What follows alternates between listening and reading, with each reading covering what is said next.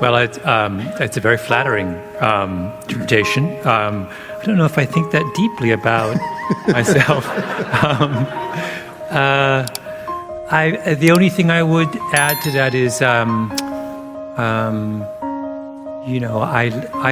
really like to tell stories, and my desire to tell stories is not a product of my background. It's a reaction against my background, because my family, with all due respect to them, I love them dearly, are not good storytellers. And so that was the role I felt I filled in my family, since everyone was so either uninterested. The notion that you would sit around a dinner table and tell and recount hilarious stories from the day was utterly absent from my childhood. And when I discovered much later on that there were families where this happened, I was just in awe.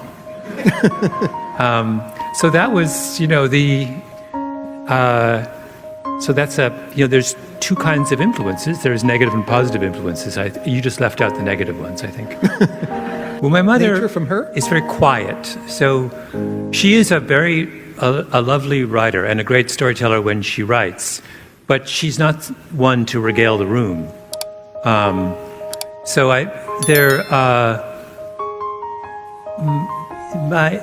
mother wrote a book not as some people will write books, what they're really doing is they're just kind of putting down on paper the stories they tell in public. My mother was putting down on paper the stories she would never tell in public.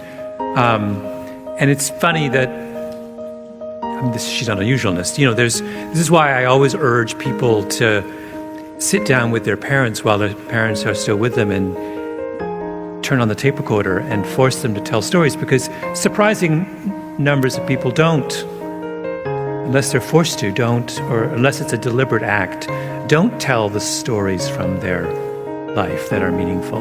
So writing that book was I think a very deliberate act on my mother's part to she was trying to make sense of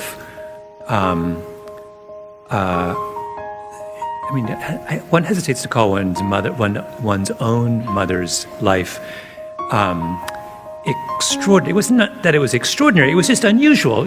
She was a black woman trying to marry a white man in England in the 50s.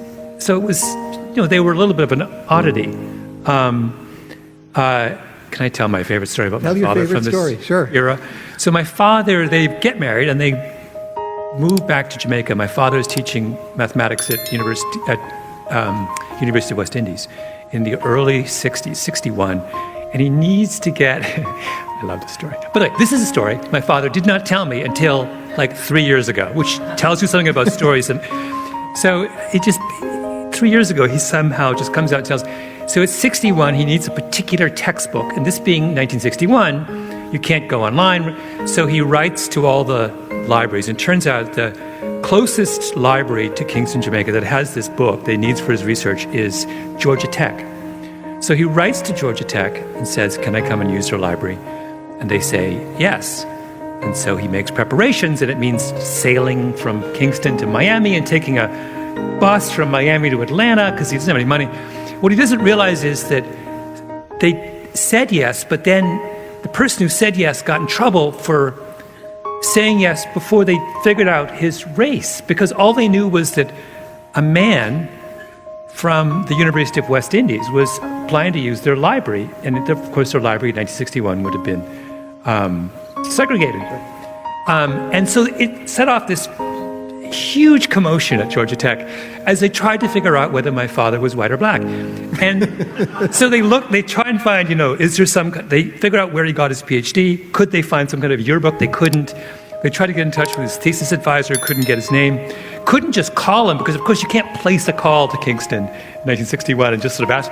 Finally, they track him down through the day before he's about to leave, he gets a call from the dean of whatever at Georgia Tech, Mr. Gladwell. He says, yes. Dr. Gladwell, well, we have a sort of slightly odd question. He goes, yes, what is it? Are you white? And my father says, yes. And the guy says, swear to God, oh, thank God. Now, to my point about stories, like I said, he told that story 3 years ago, just happened to come out. Like, who waits until 2014 to tell a story like that from 1961? Well, yeah, there is something I hesitate to say under-theorized, but there is something under-theorized about the differences between West Indian and American black culture, and the particular, the psychological difference between what it means to come from those two places. And I think only when you look very closely at that difference do you understand the heavy weight that particular American heritage places on African Americans. That there is something enormously, it's funny about West Indians is they can always spot another West Indian, right? And you have to, at a certain point, you wonder, how do they always know? And it's because after a while, you get good at spotting the absence of that weight, right? And it explains as well the well-known phenomenon of how disproportionately successful West Indians are when they come to the United States, because they seem to be better equipped to deal with the particular pathologies attached to race in this country. My mother being a very good example. But of course, there's a million examples. I was just reading for one of my podcasts. I've been reading all these oral history transcripts from the Civil Rights Movement. I was reading one today, and I'm halfway through, and I had that completely unbidden thing. I was like, oh, this guy's a West Indian. He was an African-American attorney and civil rights lawyer in Virginia in the 60s. I got like a 30-page transcript. I got to page 15. I'm like, he's West Indian. And then literally, page 16, my father came from Trinidad and Tobago with my mother. And it's like, there is something very, very real there that's sort of not, I feel like, fully appreciated. Oh, that's it. Yes. So you're in charge of the narrative. Yes. Which is huge. But you're also, I thought of this because I wanted to do, sorry, my podcast is on my mind, and I wanted to do and I haven't managed to figure out how to do it, but there's a Jamaican poet called Louise Bennett. And if you are Jamaican, you know exactly who this person is, and she's like probably the most important kind of colloquial poet, maybe that's the wrong word, popular poet. And she wrote poetry in dialect. So she was a kind of, for a generation of Jamaicans, she was an assertion of Jamaican identity and culture. So when my mother was a scholarship student at a predominantly white boarding school in Jamaica, she and the other black students at the school, as a kind of act of protest, read Louise Bennett poetry at the school function when she was 12 years old. So she's that kind of, and if you read Louise Bennett's poetry, a lot of it is much of it is about race, but it's about race where the black Jamaican often has the upper hand. The black Jamaican is always telling some kind of sly joke at the expense of the white minority, right? So it's poetry that doesn't make sense, or it doesn't make the same kind of sense in a society where you're a relatively powerless minority. It's the kind of thing that makes sense if you're 95%, now you're not in control of major institutions and such, but you are 95% of the population, and you feel like you're going to win pretty soon. And she has my mother used to read this poem to me as a child, where Louise Bennett the poem is all about sitting in a beauty parlor, getting her hair straightened, sitting next to a white woman who's getting her hair curled.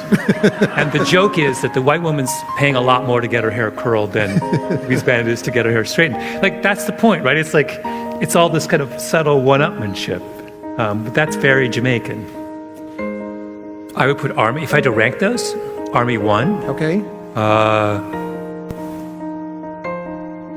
I would say that the entertainment and sports, I would say that it was either neutral or worse than neutral.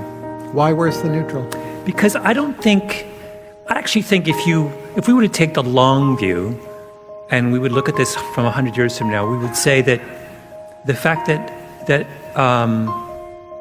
so it is not unusual for minorities to first make their mark in sports and entertainment, right? We see that see it with Jews, you see it with Italians, you see it with, Irish. But the thing that's striking to me about those movements is they move in and out of those worlds pretty quickly. So the Jewish moment in sports is really quite short. Sure. In retrospect, not that surprising. Boxing especially. It's like that long. The African American moment in those transitional fields is really long. It continues to this day. And it's almost to the point where you feel like that what happens is they move into those worlds and get stalled there. And their presence in that world accentuates and aggravates existing prejudice about their community, as opposed to serving as a kind of way station to a better place. So if your problem is that you're facing a series of stereotypes about how you are intellectually inferior, how you have a kind of broken culture, how you have, I could go on and on and on with all of the stereotypes that exist, then how does playing brutally violent sports help you? Right? How is an association almost an overrepresentation in these various kinds of public entertainments advance your cause? I'm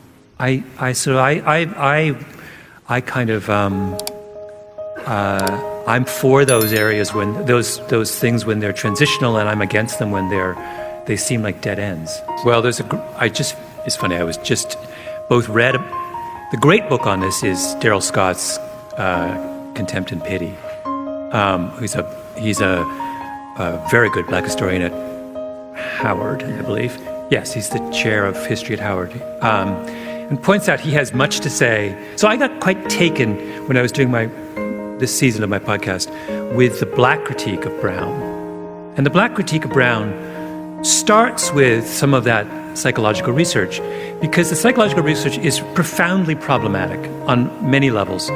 So what Clark was showing, and what so moved the court in the Warren decision, was this research where you would take the black and the white doll and you show that to the black kid, and the black kid, you would say, which is the good doll, and the black kid points to the white doll, and which doll do you associate with yourself, and they don't want to answer the question, right? And the court said, this is the damage done by segregation. Scott points out that if you actually look at the research that Clark did, the black children who were most likely to have these deeply problematic responses in the doll test were those from the North who were in integrated schools. The Southern kids in segregated schools did not regard the black doll as problematic. Mm-hmm. They were like, that's me, fine. And that result, that it was black kids, minority kids from integrated schools who had the most adverse reactions to their own representation in a doll, is consistent with all of the previous literature on self-hatred, which starts with Jews. It was originally, that literature begins with where does Jewish self-hatred come from? Jewish self-hatred does not come from Eastern Europe in the ghettos. It comes from when Jewish immigrants confront and come into close conflict and contact with majority white culture. That's when self-hatred starts, when you start measuring yourself at close quarters against the other, and the other seems so much more free and glamorous and what have you.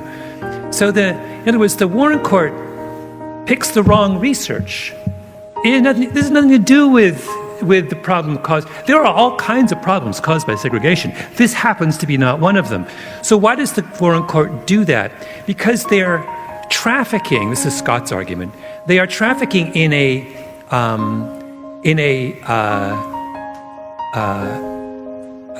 uncomfortable and unfortunate trope about Black Americans, which is that Black American culture is psychologically damaged.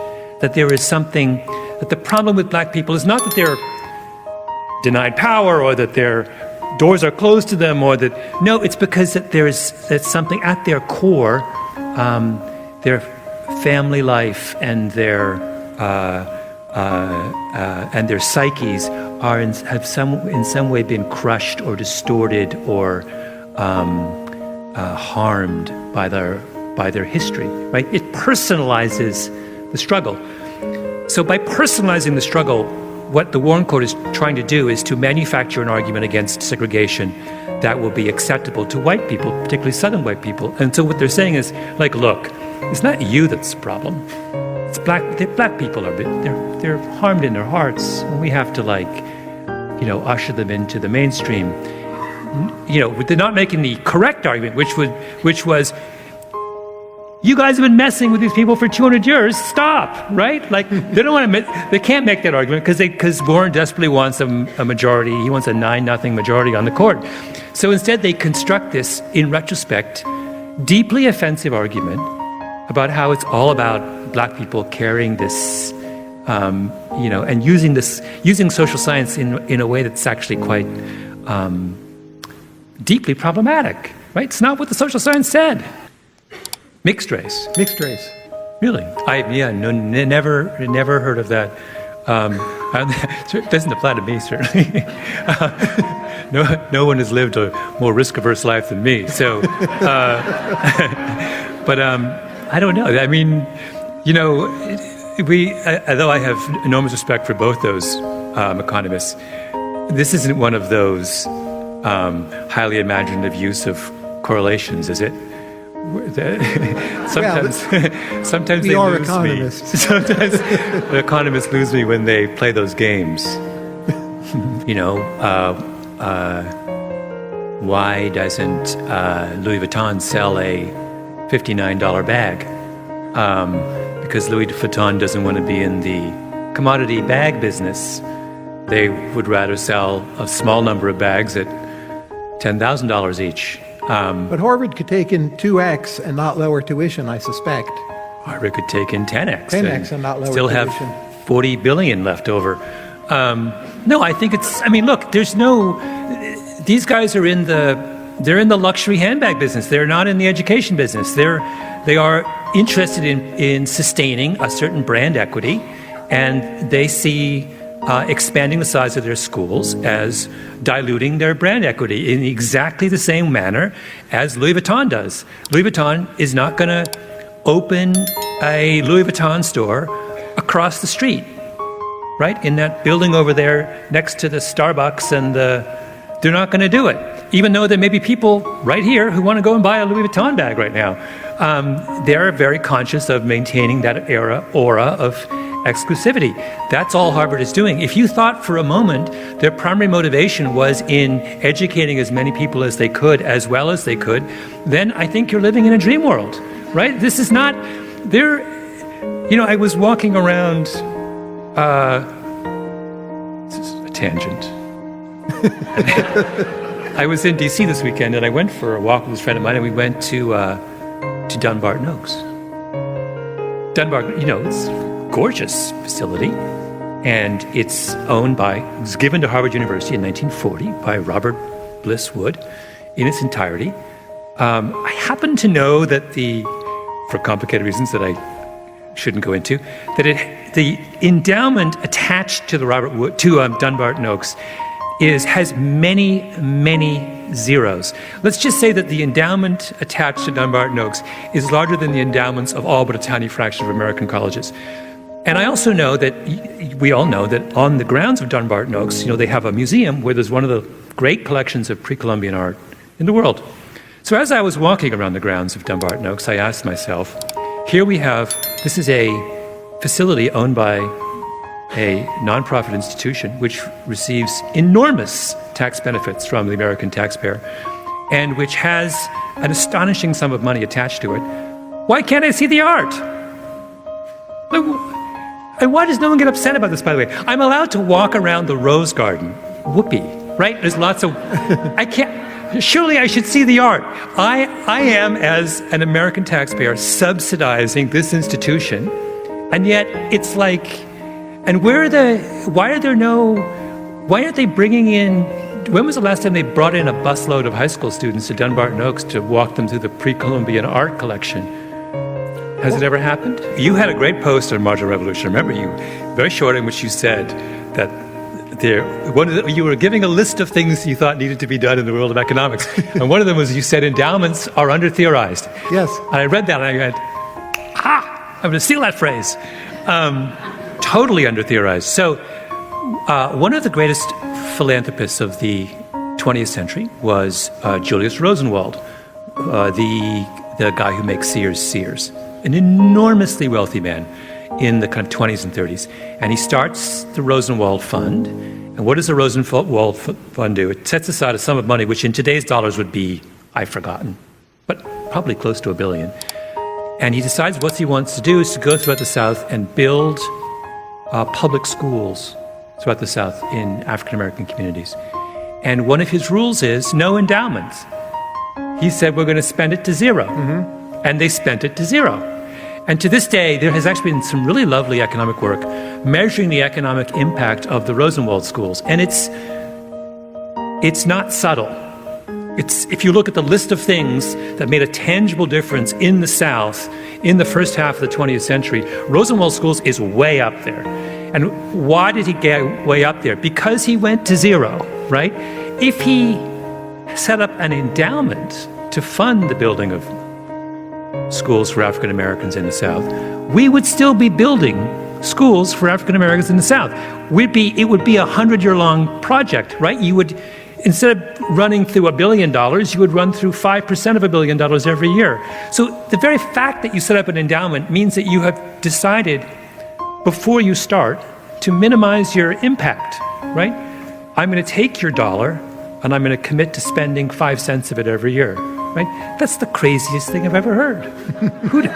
Who does this? Like, I don't know where it comes from. Like, why would you not spend your money? Like, Harvard, if you have $40 billion in your Harvard, there are tons. How many interesting educational things could you do with $40 billion if you gave yourself a 10-year time horizon? And by the way, given the track record of Harvard in raising money, why for a moment do they think they can't replace the $40 billion once they run through the existing $40 billion?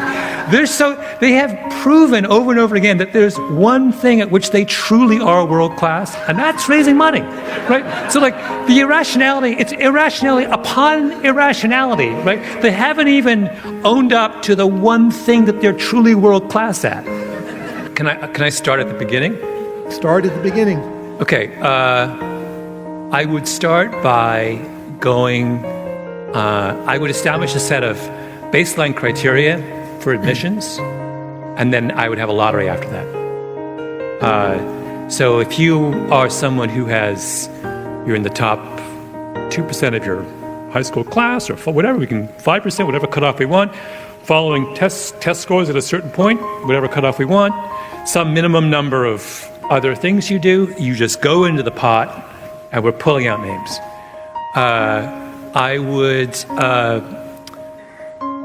I'd probably triple or quadruple the size in the next 10 years. Okay. Open campuses, probably 2 other campuses in the United States, 1 overseas. I would, I have this idea that, I'm not sure how you do it, but where I think that it would be really, really useful to ban graduates of elite colleges from ever disclosing that they went to an elite college. And it's not a joke. It's deadly serious. Because what it does is it wonderfully clarifies the decision for the student of whether they want to go to an elite college. So you don't want the kid going to Harvard who just wants the brand name Harvard. You want the kid to go to Harvard who genuinely believes that he or she can get an education there that they can't get anywhere else, right? I want that kid. So if I say you can come here and get a world-class, the greatest education in the world, but after you graduate you can never tell anyone where you went, then I'm weeding out all the Louis Vuitton shoppers, right? And I'm getting the true scholars. So if there's a kid out there who says there's the certain professor, one of my oldest friends is a professor at Harvard, Terry Martin. Huge fan of yours, by the way, Tyler. Oh, great. Terry, if there's a kid out there who says, I read Terry's book, he's read a couple books, I want to do Soviet studies, I want to study with Terry, that's the kid I want, right? I'm willing to go to any lengths to get that kid. I'll cut him a break, I'll keep him out of the lottery, I'll do all kinds of things. But you want that if you're running a truly elite college, what you want to select for is someone who is the kids who are most powerfully motivated to leverage the institutional assets of the institution. The intellectual assets of the institution, not the brand assets of the institution. And now a truly important question. How would you treat the faculty? Well, there's a really interesting site, and I've forgotten, to my eternal discredit, who did it, but that looks at trends in educational spending and points out that educational spending has gone higher ed spending has gone like that. The share of higher ed dollars that goes to faculty salaries, when you do all the it's basically been flat for 50 years. So you'd pay us more? Oh yeah, I absolutely would pay you more. I mean, I don't say that because I'm at a university talking to a professor and I'm the son of a professor. I say that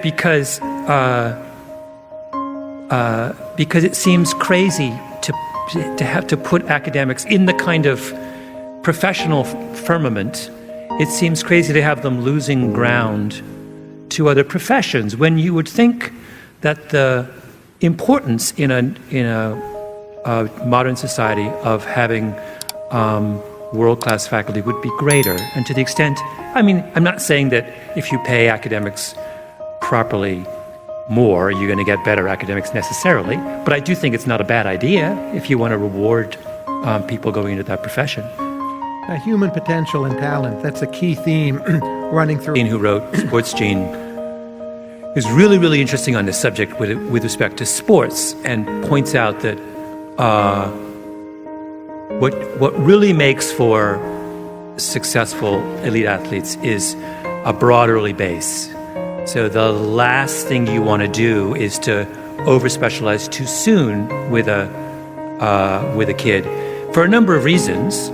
One is, the phenomenon of, baseball pitchers having all kinds of arm problems in their teens is a product of kids simply pitching too much too soon. But you can generalize that. We think that an awful lot of injuries that elite athletes are suffering in their late adolescence are due to the fact that they have been doing the same repetitive motions from an early age. We think that burnout is also a function of this.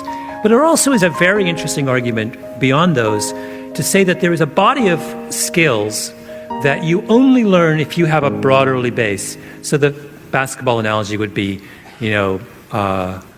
Hakeem Olajuwon being a soccer player, or Steve Nash being a soccer player, or in tennis, Federer being a soccer player, that there are extremely valuable things about basketball that are most usefully learned on a soccer pitch when you're very young.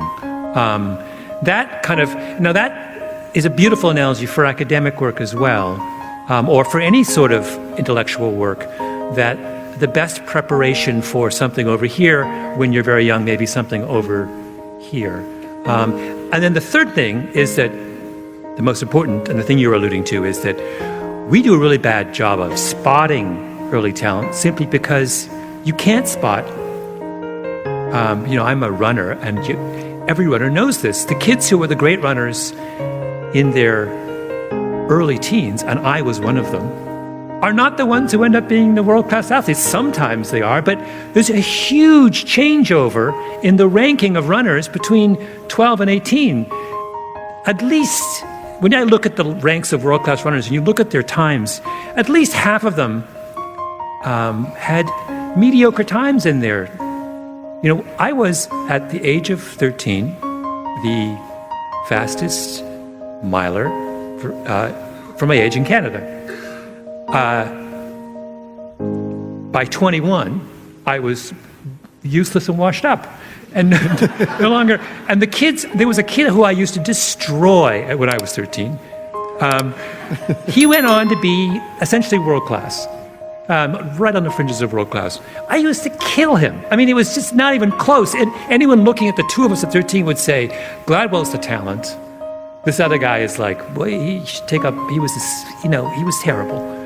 He ended up running 3:35 for 1,500 meters, right? Well, you should delay specialization as long as possible. You should, because of all of those, because prediction is poor and burnout. Burnout is as big an issue as poor prediction, early prediction. And I would avoid, I think the other parallel problem, which I get at in David and Goliath, is I think that overly competitive environments at too early an age are really deeply problematic. So I thought about this the other day when I live most of the time upstate New York, very close to Bard. And I go and I work out at the Bard gym. And I was watching, so Bard has got, I don't know how many students. I mean, is it 2,000? I don't even know. It's some tiny number. And I was watching the Bard lacrosse team work out. And I don't know, I don't want to offend anyone who went to Bard. They're not allowed to say, by the way, if they do. That's right, they can't say. They're terrible. I was just, eyeballing their lacrosse team, and I was like, good Lord. I mean, I felt that I could go down there at 52 and make this team. And then that was my first thought. And my second thought was, that is so fantastic. Because what it means is you can be an ordinary Joe at Bard and play lacrosse, right? Now think about that in every different thing. So in a school that small, with the exception of the things at which they are, I mean, there's probably 2 or 3 things at Bard at which they genuinely do excel. I'm sure the drama program or the music program is formidable. But let's accept, though, their special. Any non-specialty item at Bard is going to be, it's wide open. It's totally accessible. You want to be in the physics club at Bard? You can be in the physics club at Bard, right?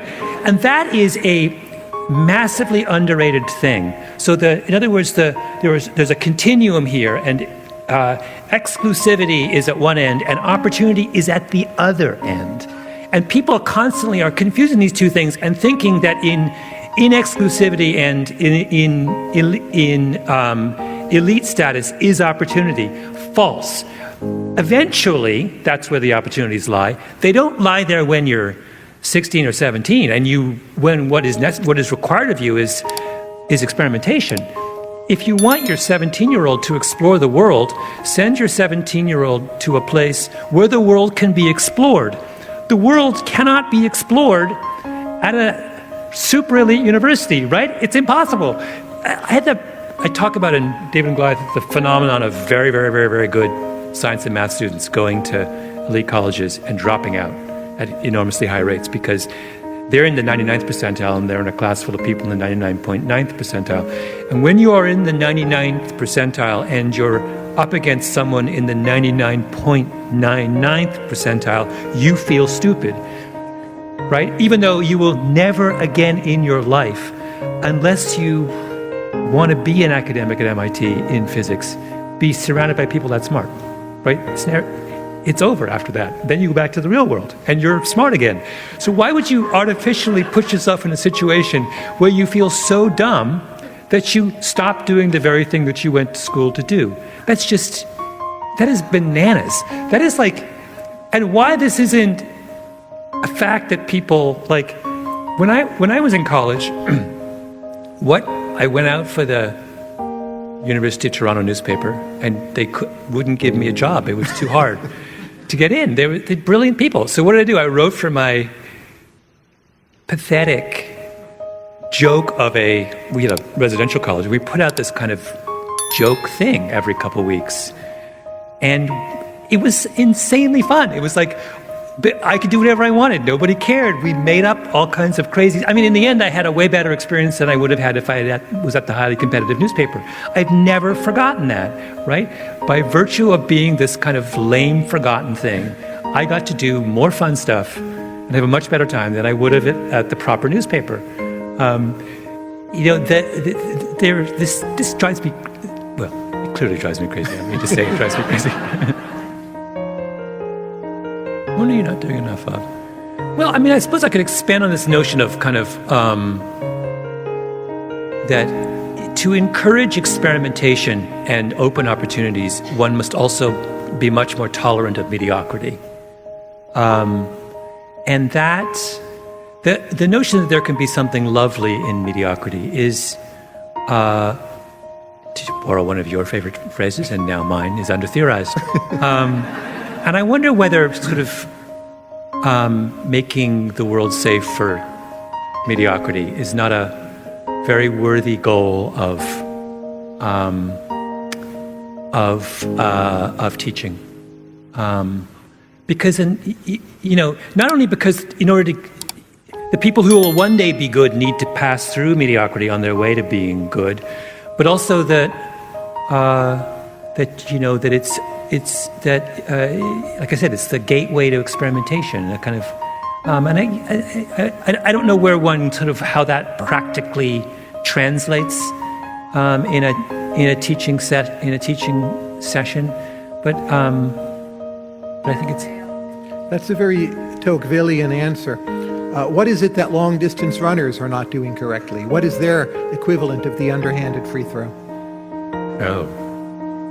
Well, there's so many. I mean, there are so many different arguments going on right now about long distance running. I suppose the best way to sum them up is that, like all highly competitive subspecialties, everyone wants to believe they have an answer that works for everyone.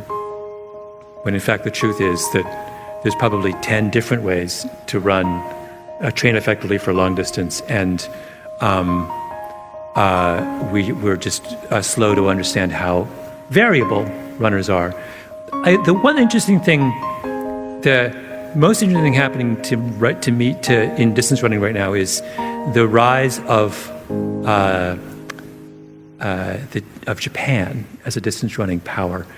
And what's interesting about Japan is that Japan does not have any one runner, particularly in marathons, does not have any one marathoner who is in the top 10 in the world, or even the top 20 in the world.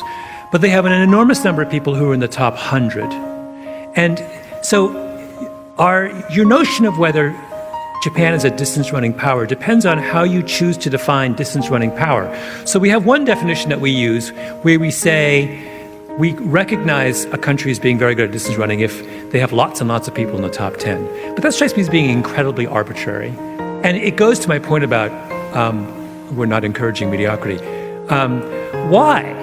All that says is, okay, so Kenya's got, 9 of the top 10 fastest marathoners right now. Why is that better than having 300 of the top 1,000? Right? It's purely arbitrary that we choose to define greatest as just the country that most densely occupies the 99th percentile. Why can't we define it as the country that most densely occupies the 75th through 100th percentiles? Right? Yeah, Thanks. Has to be. William F. Buckley. In his day, appropriately rated, now underrated. I mean, you're talking about someone who was a massive. William F. Buckley is my childhood. I was obsessed with him until I had entire works of his seemingly memorized. So, is he he's not here, is he? No. He used to be of the Washington Post. Of course. My former editor. Your former editor. Love Steve. Underrated. Absolutely. I have lunch with him every week. His father owned that great clothing store in Louis of Boston. That's right. And he was always, Steve, I remember as a young reporter of the Washington Post, I was very badly dressed. And Steve, a highly intellectual guy who cut his teeth in a high-end men's clothing store in Boston, would have always come up to me and adjust my suit jacket and say, "What are you, like a 36 short?" Was that? I always loved that. This reminds me, by the way, can I do a little? Sure. One of my favorite things, one of the things about the Jewish immigrant experience in America that I have never gotten over, that always thrills me to bits, and I don't know why, is the transition from merchant to intellectual class, that generational move, which is just so fantastic. And my favorite one, there's many, many great ones, is speaking of Boston and retail, is that Filene's Basement, right, was started by Filene's, rather, was started by the Filene brothers, and one of whose name was Lincoln Filene. And their kind of manager, the guy, the CEO of their store, was a guy named Kirstein. And Kirstein had a son who he named for his boss, Lincoln, who is Lincoln Kirstein, the great giant of American ballet. And so you see in Lincoln Kirstein, in the name of this extraordinary cultural figure, echoes of bargain retail from Boston. Like the idea that one person's name summons those two worlds simultaneously, it's just it's so beautiful. It's the similar version of this is the fact that some of the people who were saved by during the Holocaust by Schindler, then went on, moved to New Jersey, became real estate developers, did all these subdivisions, and would always name a street after Schindler. Yes. And they would bring him over for the opening. But once again, you have this incredibly moving and powerful tribute that's grounded in the prosaic. Right? It's the reverse of Lincoln Kirstein, right? But that move of moving back and forth between these worlds, I find it really beautiful and sort of moving. Anyway. Well, the very early small town in Germany, the Spy Came In From the Cold ones I really like. And I also really like, I've always, A Little Drummer Girl is really fantastic. But I think maybe the super early ones are remarkably good. Why do I enjoy them? It is to us. Why do I enjoy them? I enjoy them because I enjoy them for a very specific reason that has to do with the fact that I was born in England, and my father is English, and he's a product of my father's essentially John le Carré's age. So they come from the same world, kind of bleak, middle class, post-war English. And I have such an affection for that particular era and world.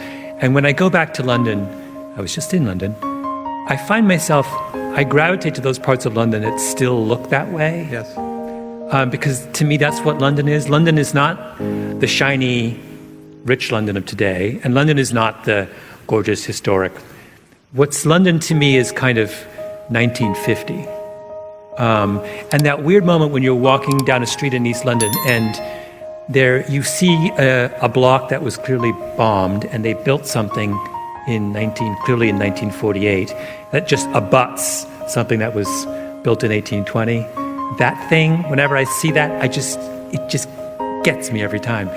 And John le Carré, particularly, Spy Who Came In From the Cold is just about, to me, it's just about that kind of unrelenting bleakness of that world, and that how all of the kind of the material niceties of their world were, it was just tea and biscuits. That's as good as it got, right? That's what you look forward to every day. And it was always raining, and no one could say I love you, and it's just all part of it. It's just like, it's fantastic. It's just, and when I'm in that world, I feel so normal. I just feel like I am this ray of sunshine. What's your favorite non-current movie? I don't go to the movies anymore. I haven't been to a movie in years. I can't do it. I don't know why. They lost me. But old movies? Michael Powell? If you like older England? No, I don't even, I can't remember the last movie I saw, to be honest. Overrated or underrated? The idea of early childhood intervention to set societal ills right. Overrated. because to my mind, it's just another form. So it became politically impermissible to say that certain people in society would never make it because they were genetically inferior. So I feel like that group, it's like, all right, we can't say that anymore. We'll just move the goalpost up 2 years. And we'll say, well, if you don't get, or 3 years, if you don't get the right kind of stimulation by the time you're 3, basically it's curtains. So it's like, why is that argument, which we decided we didn't like it when they set the goalpost at 0, and somehow it's like super important and legitimate and, chin stroking worthy when they move the goalpost to 3. Truth is, like, it's not over at 3 any more than it was over at 0. Like, there are certain things that it would be nice to get done by the age of 3, but if they're not, the idea that it's curtains is preposterous. It's the same kind of fatalism that I thought we had defeated. You could make a really, if you want to say that the goalpost should be at 30, then I'm open to it.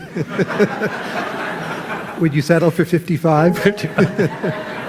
I'm very glad to hear that answer. Now, I looked back. There was an article you wrote actually in the 1990s for the Washington Post. It's not online, but I can confide to you all that it was leaked to me. And it's called 10 Things DC Could Learn from New York City. Okay. And I know it will be very hard for this crowd to believe, but you actually evince an ever so slight preference for New York City over Washington, D.C. at that time. And one of the things you thought Washington needed more of, this is number 3, and I quote, more adventurous celebrities. Do you still feel that we need more adventurous celebrities? Pretty sure my opinion would change if I was doing that today. Your number 1, however, was shame, that this was a city that needed more shame. Really? Yes. I have no memory of this. Number 5 was the Knicks, so clearly you have no memory of this. But over time, how has your view of Washington, D.C. changed? There's a 2007 radio show you did with your mother. It's actually my favorite of all your outputs. I love this podcast. I recommend it to everyone. But there you said that you and also she did well because you were always serial outsiders. Mm-hmm. Now, do you feel that in any way Washington, D.C., with its culture that is in some ways fairly bland, passively pushy, nervously ambitious, and just too full of politics, has this now become a city where it's a good place to be a serial outsider, or simply not?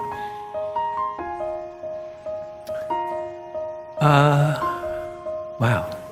That's a really good question. What was particular about... So I was in D.C. from January of 1985 until July of 1993. The city obviously has gotten a lot wealthier and safer and wider. Sure. And more diverse. The area a lot more diverse since I was there. I came here in Reagan years when an upheaval was going on politically. I suppose that's happening again in some sense. I don't know whether the thing that's peculiar about DC is the particularly if you're in your 20s is the turnover, right? So there are very few places, and you actually make this point in Complacent Class about how Americans are a lot less mobile than they used to be, strikingly less mobile than they, and that this has huge consequences for society. And I actually think you're absolutely right. It's a really, really important point. DC, if you're in your 20s, is this grand exception. This massive turnover. Not everyone, but when I think of the cohort I was with when I was 23 in DC, none of them are in DC anymore. All gone, with a few exceptions. And I feel there is that kind of churning.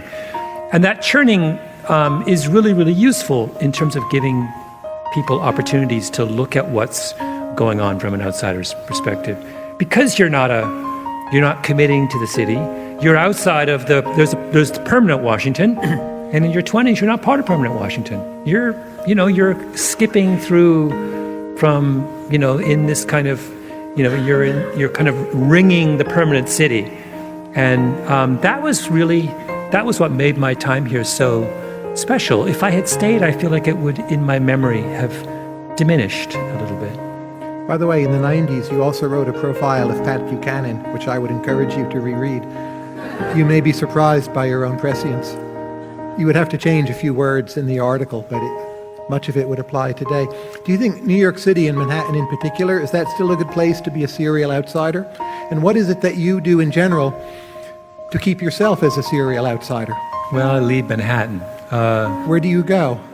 Well, there's two things. I mean, the one problem that I have, as a writer, you have a series of problems. One problem, a serious problem, is that I'm old. And I don't mean that in a, I'm decrepit. What I mean is that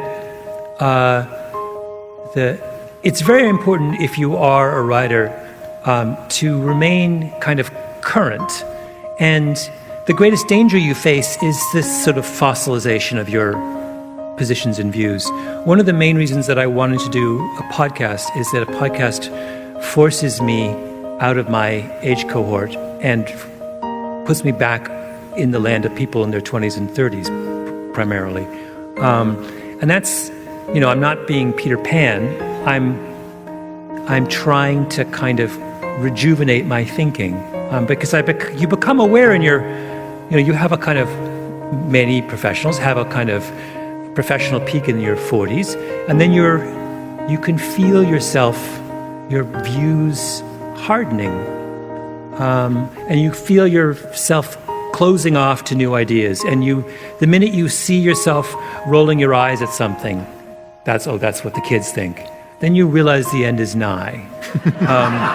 And you have to take, so part of what I do is try and, even when I'm writing, I don't write in an office, I write in coffee shops. Mm-hmm. Why? I don't particularly think coffee shops are amazing places to write, but I do think that simply just being around people who are not my age is really useful. And I travel a lot.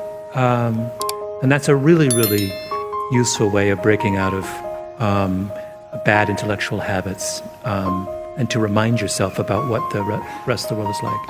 Now, I also try to be intellectually flexible, and let me tell you about a worry I have. Maybe you can talk me out of my worry.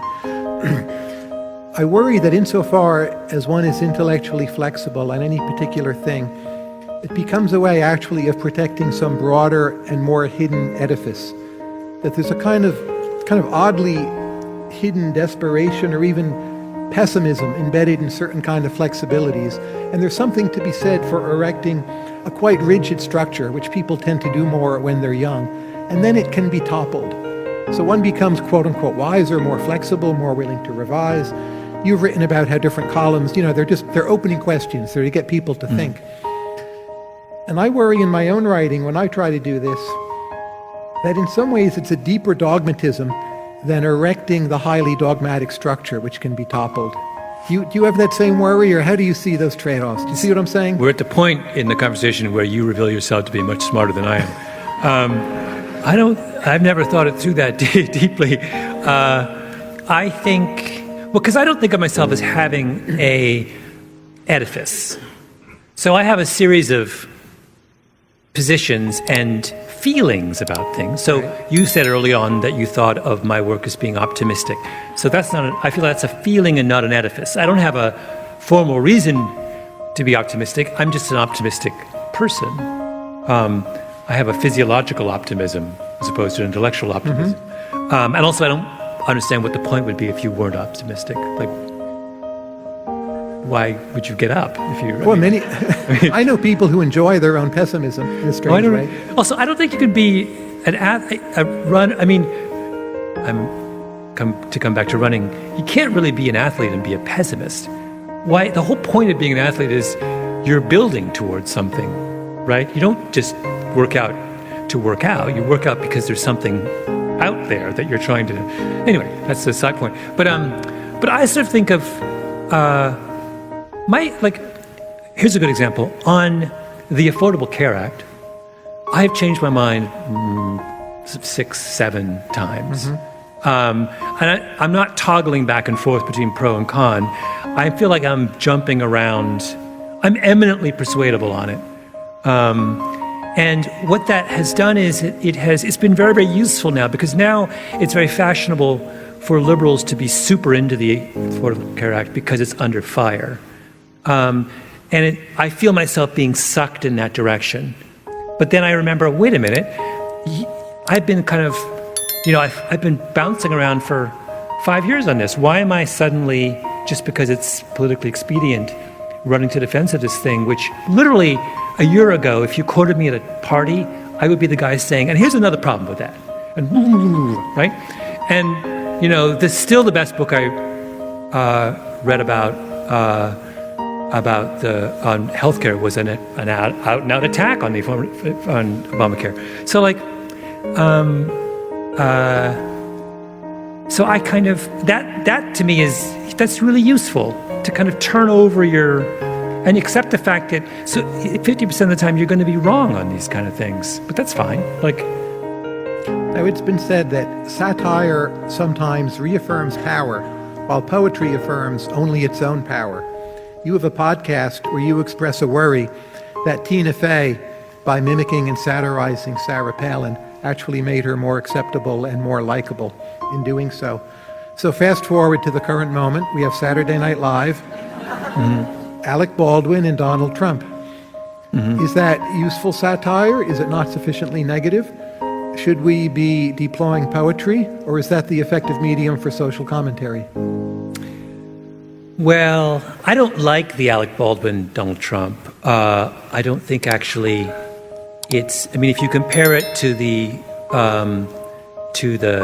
Sean Spicer, it's not as good. And it's not as good because the truly effective satirical impersonation is one that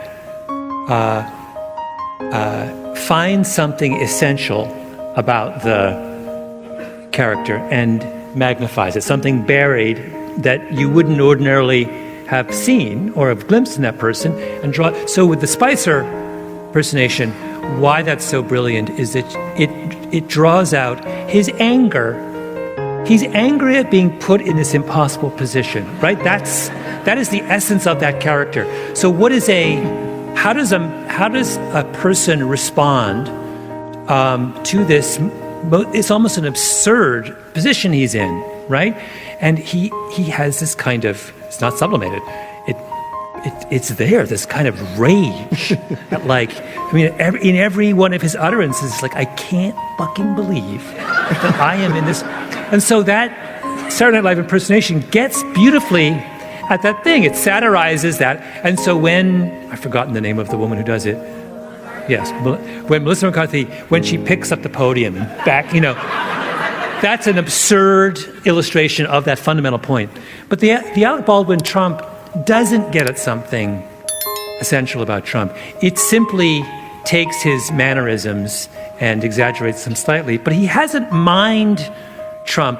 And there are many directions you can go with Trump. The kind of extraordinary insecurity of the man, which like I said, there are many things you could pluck out. But that, for one, the idea of doing an impersonation where you really thought deeply about what it would mean in a comic way to represent this man's almost kind of tragic level of insecurity. That's an interesting, and Alec Baldwin is not, he's a little too glib to be able to, and that's the problem with Saturday Night Live, the larger problem, and I was trying to get at it in that podcast episode on satire. The problem with doing satire through the vehicle of a show like Saturday Night Live is they're not incentivized to do that kind of deep thinking. The Melissa McCarthy thing is an exception, it's not the rule. Really what they're incentivized to do is for the actor, who is in many cases as famous or more famous than the person they are impersonating. It's the actor is using the character to further their own ends. Tina Fey is infinitely more popular, more accomplished, more whatever than Sarah Palin will ever be. And so she's using Sarah Palin to further her own ends. That's backwards, right? She's not inhabiting the character of Sarah Palin in order to make a point about Sarah Palin. She is inhabiting Sarah Palin in order to make a point about Tina Fey, right? And I feel like so long as satire is done by a television show which has such a lofty position in the cultural hierarchy, it's always going to be the case that's what's going to drive their impersonations. They're always going to be sitting on their hands, right? Remember, they're making fun of Trump 6 months after they had him on the show, right? After they were complicit in his rise, right? I mean, and after Jimmy Fallon ruffled his hair on camera. So, I mean, these are people who, I mean, you can, maybe that's fine. My point is, you can't be an effective satirist if you are so deeply complicit in the object of your satire. This is, you've touched on the thing about the Pentagon Papers controversy, which is in retrospect so unbelievable. It makes, viewed through a present day lens, the whole thing is bananas. It makes no sense whatsoever. It's the most hilariously wonky, nerdy exercise. So even step back, what is the Pentagon Papers? It is Robert McNamara saying in whatever, 69 or 68, whatever, what we really need is to get the smartest historians in a room to write me a 10-volume set on historical analysis going back 20 years on this conflict we're involved in. So right from the start, we're in a kind of rarefied academic realm, and he gathers a bunch of PhDs who slave away on this thing and produce this massive, turgid, and you have Ellsberg, who is the central player in this whole thing. And what is Ellsberg? He is the wonkiest of the wonks. So he wrote a bit of it, and his great complaint as he gets a copy of the Pentagon Papers, he's trying to get everyone to read it. And by reading it, he means, I need you to go away for however many months it'll take you and work your way through all 10 volumes. And there's these hilarious conversations he has with Kissinger where he's trying to get, Kissinger just wants a summary. It's like, no, you can't do a summary. You got to read the whole thing. You got to get a couple thousand words in pages in before it makes any sense. And it's just like, there's no contemporary, I mean, it's like history, it's not just 2017 and 1971 viewed through the lens of the Pentagon Papers controversy. They belong on different planets. I mean, we're not even the whole. And when the New York Times gets the copies, I mean, remember, and it takes them like a year or whatever to photocopy all of it because it's enormous, and the copiers are really slow. And the great story, which is the woman who is now Linda Resnick, who's now a billionaire and lives in a great. When you're driving down Wilshire in Beverly Hills, there's like those massive houses to your left as you drive into Beverly Hills. She lives in one of those houses. She's the one who has the pomegranate juice, palm juice. Anyway, she was the girlfriend of Ellsberg's best friend, and she ran an ad agency on Beverly Boulevard, and she had a Xerox machine, which is a huge deal in 1971. So he does it. He goes, she's the one who provides this, which I just think is I once ran into her at some event in LA. I was like, you had the Xerox machine. What a great role to play in history. But every part of it is all about people who took history so seriously that they were willing to spend all night photocopying for months on end. And then Ellsberg took copies.